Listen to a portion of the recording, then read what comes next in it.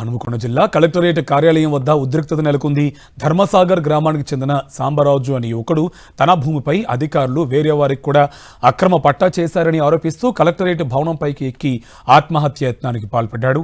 తన కుటుంబానికి చెందిన భూమిని అన్యాయంగా వేరే వారికి కట్టబెట్టారని, ఏళ్ల తరబడి కార్యాలయాల చుట్టూ తిరుగుతున్నా సమస్య పరిష్కారం కావడం లేదని వాపోయారు.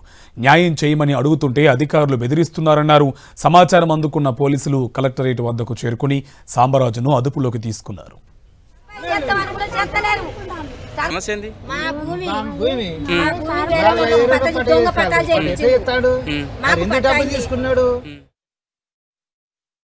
ఆ భూమి 3 ఎకరాల గుంట వాళ్ళ చెరువులో ముంపులో పోయింది. 2000 సంవత్సరంలో ఇరిగేషన్ డిపార్ట్మెంట్ వాళ్ళు ముంపులో 2 ఎకరాల 8 గుంటలు భూమి పోయింది.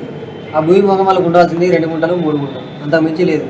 మీద ఉన్న భూమి మాది. అయితే వాళ్ళు ఏం చేసినట్టు ఇప్పుడు ఉన్న తహసీల్దార్ని పట్టుకొని 2 ఎకరాల 35 గుంటల భూమిలోకి వెళ్ళి ఎకరా 36 గుంటలు పట్టా చేయించుకున్నారు పోయిన భూమిని.